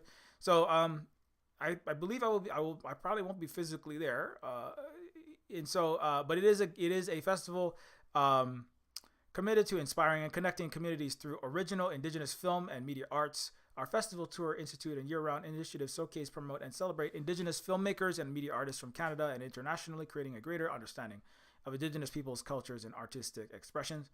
And Decolonators, which is I was personally asked by people that are running this to enter I wasn't sure if Decolonators was appropriate, but technically Decolonators is a game that's made by indigenous Asian and Pacific Islanders. That's what I said. This is indigenous made, Asian, also not capitalist made, Asian and Pacific Islander game that's literally about decolonization. So people talk about, in Canada, they love decolonization. Every university sells its classes: history, sociology, language, game studies, film studies. Every class is so with, this is a decolonial examination of the postmodern something about games or history or sociology. But Decolonators is an actual decolonial game where you like literally kick capitalist colonizer butts out of Vietnam, and you like and you fight them, and you actually kill a lot of them, actually, which is what it took, because they were committing a genocidal warfare against the Vietnamese people. And so Decolonators will be showing up in Imaginative, and I will be talking about it. So that's interesting.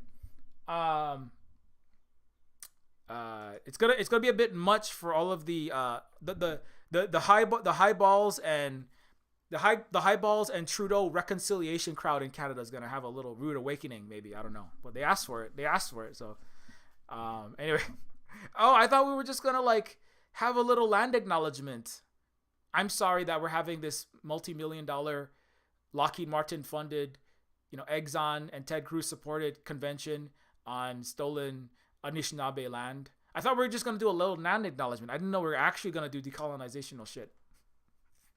Anyways, I'm just kidding. Imaginative is more based than that. I'm stealth dunking on the academic and the festival circuit,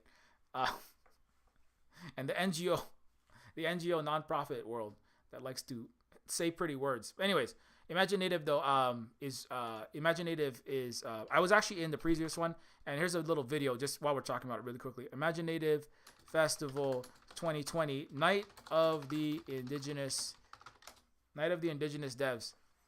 I was one of the devs in this video. I think you can see a recording of it. Yeah. Night of the Indigenous Devs. What year was this from? Okay, that's the wrong one.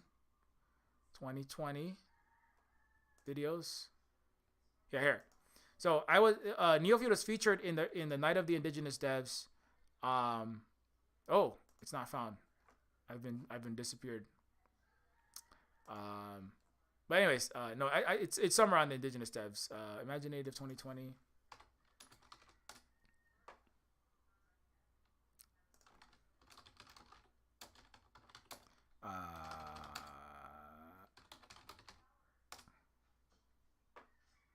Oh, here it is. Yeah, there you go. So this is what?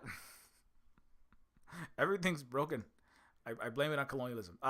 Night of the Indigenous Devs blog. But anyways, I was just watching it the other day. We were watching it on the stream last time, so I don't know where it is, but it was a Night of the Indigenous Devs video from 2020, hosted by Megan Byrne.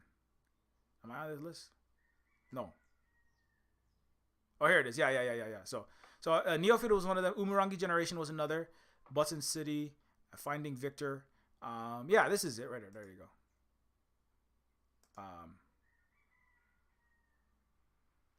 But anyways, if you I'm not gonna watch it now. We gotta get out of here. But you can watch this video that has me, Umurangi Generation's creator, and Megan Byrne is hosting it. Megan is the one who is I'm gonna be talking to later today. Anyway, back to ending my stream. So don't forget to check out Decolonators and support us also that way. You can also check out things like you can check out things such as Woman, which is a book by my partner Holly Argent, which is a book written by a woman raised in right-wing evangelical Protestant Christianity. You know, like how the right wing in the North America is trying to really control women's bodies nowadays. That kind of right-wing peoples.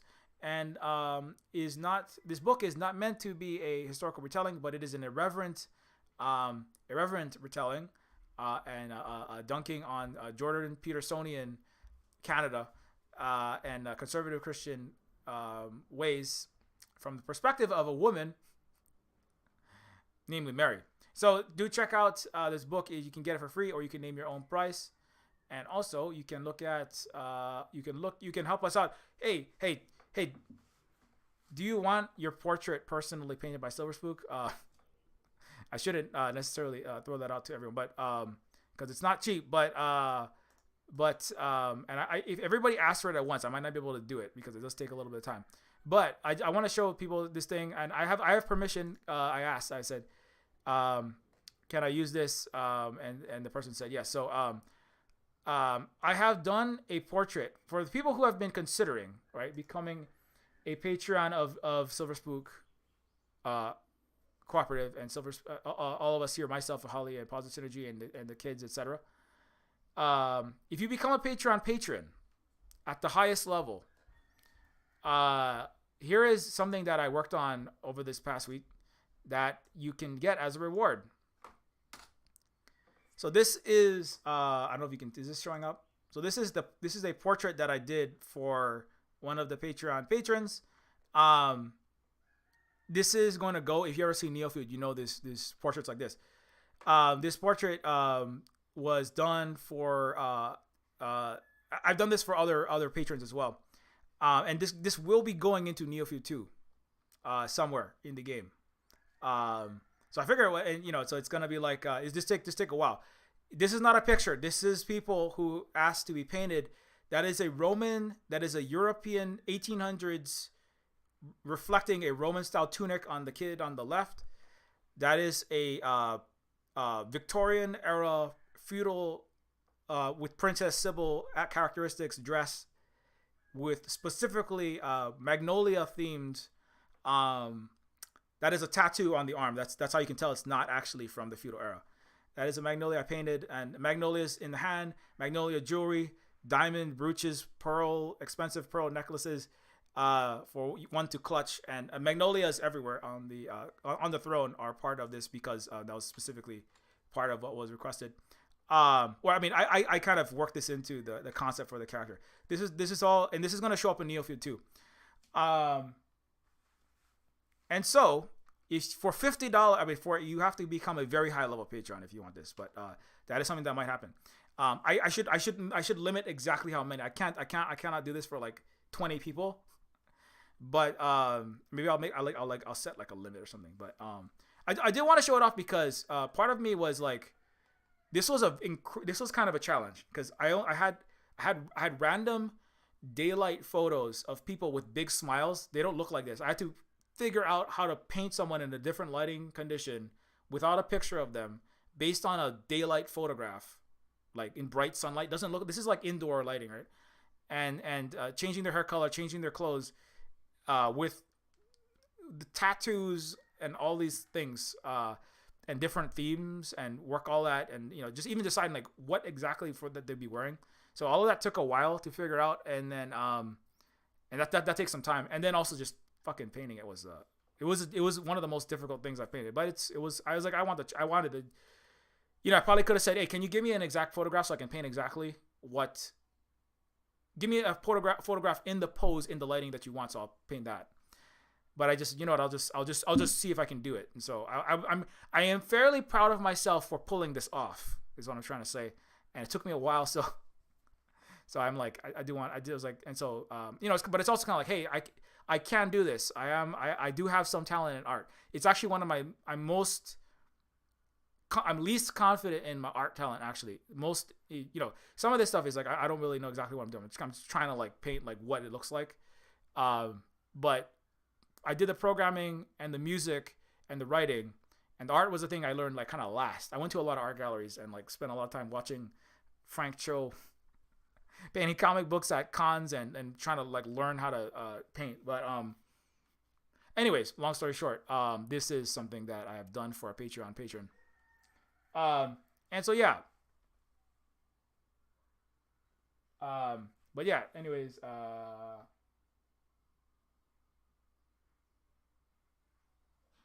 but yeah, anyway, thanks a lot, Big Teal. So anyways, I should finish up. I'm just looking at people's comments to see if people approve. But yeah, I'm glad that also the Patreon patron appreciates it, and that's important. And the Patreon patron is has really supported us a lot. So you know, we're happy to return that. You know, we're happy to return that as well. But anyways, back to finishing this thing. Don't forget, you can help us here as a Patreon patron. Finally, you can also follow us at Silverspoon Games at octodon.social. And you can follow us here on Decentralized, non-capitalist, right? Non-severed. As far as I know, the Mastodon programmers are not split personalities with an oppressed sub-slave module of their brain working on Mastodon. But unless I learn differently, because Adam Scott turns out to be the lead programmer of this, I'm going to say it's a non-capitalist federated open source social media platform where you can follow at Silverspoon Games at octodon.social for my personal account, and the games stuff is at Silverspoon Games at mastodon.social. However, while we have access to the Matrix's mind prison, you can also follow at Silverspoon Guy on Twitter, and you can also follow for my personal stuff, and you can follow Silverspoon Games minus the E and Silver for the game stuff. And that is Silverspoon Games minus the E and Silver for game stuff, like Neofeud when it goes on sale, Neofeud 2 updates. You can follow Terminus C. Just as another example, like this is, I also painted this, you know, that's another thing I painted for Neofeud 2, obviously. And all the cars and the flying vehicles as well. And then we also have Terminus C. Terminus Cyberstar is the other game I'm working on. This one I didn't paint this. Cyberstar is a low poly cyberpunk RPG in the vein of Deus Ex, System Shock 2, and other cyberpunk games from the early noughties and late 90s. And this game is made by an awesome team of writers. I'm the content director and lead writer, and there are other people who are doing art, programming, level design, 3D modeling, and some writing as well, and graphic design, music, etc., etc. And this is a game that is really coming along really well. This game is set Terminus Cyberstar is set in the same universe as Neofeud 2 as well. So these are all interconnected games, which I have basically I'm the lead designer on. And so yeah, this game is coming out in the near future. It is done except for content art optimization and content testing. And so this game is going to be coming soon, and you can follow the Discord there. Follow at Terminus C.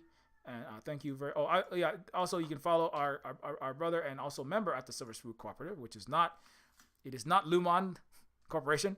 It's Positive Synergy at _1983 is another native Hawaiian educator, activist trying to save Kaloa, shut down Red Hill, protect Mauna Kea. Ola Ikavai, which means water is life. These are very important things to be doing, educating people about these topics, and has a stream on Twitch that you should follow for a lot of updates on Hawaii things happening locally now regarding all of these topics, and also connecting that to other events around the world. And Positive Synergy also has a Bandcamp album, and is a musician that made a really awesome album called Perfecting Perfection, speaking about these topics with great songs like Through the Eyes of a Comrade. That's about solidarity, working together, not being workplace tyrant run cogs, but rather comrades, and also land back, decolonization, and very important topics with great music and very important on the point messages. So do check out this album. Anyways, and now, oh yeah, Holly, of course you can follow at Holly at the Tech Fairy, mod and VA for myself, producer and writer for The Goblin Mother, who also, speaking of decolonizers, Kate Nix plays the Wicked Witch of the West, Margaret Thatcher's even eviler sister, Tina Thatcher, in Decolonators. So Kate is Holly and Kate are currently working together on the new season of their show, or Kate's Lullaby Lounge, and rebranding and making new social media accounts and sprucening and enlivening things up. And Magic Storytime is the magic show that Holly helps to mod for as well. Twitch stream magic show, which is pretty cool. And Holly's also the primary caregiver to Keiki here at the Silver Spook Cooperative / Hui Housing and Work Cooperative, unsevered, housing and work, solidarity, all one, you know. Living. Sometimes I literally sleep in the office, but not because of some kind of weird abuse, because I felt like it, and the bed was it was cooler sometimes in here. Anyways, but you can follow Holly at the Tech Fairy. And finally, thank you very much to all of our gracious Patreon patrons. I don't know why I said it like that, but thank you very much to all these people. And yeah, until next time. Thanks to Holly, of course, for modding in this stream. And what's up, Big Teal? Always good to see our friend and supporter, Big Teal. Thanks to all these patrons. And until next time. Oh, until 2:00 our time, or until 1. What time is that? Until 5 Pacific time on Twitch. We'll say so long because we're gonna do a panel in about an hour. So I'll be right back very soon, actually. But yeah, keep your marriage shades polished, be excellent to each other. And yeah, don't mistreat and disinform and exploit the value of all of your people who work with, around, and near you, and inside the household or in the workplace or anywhere else. And yeah.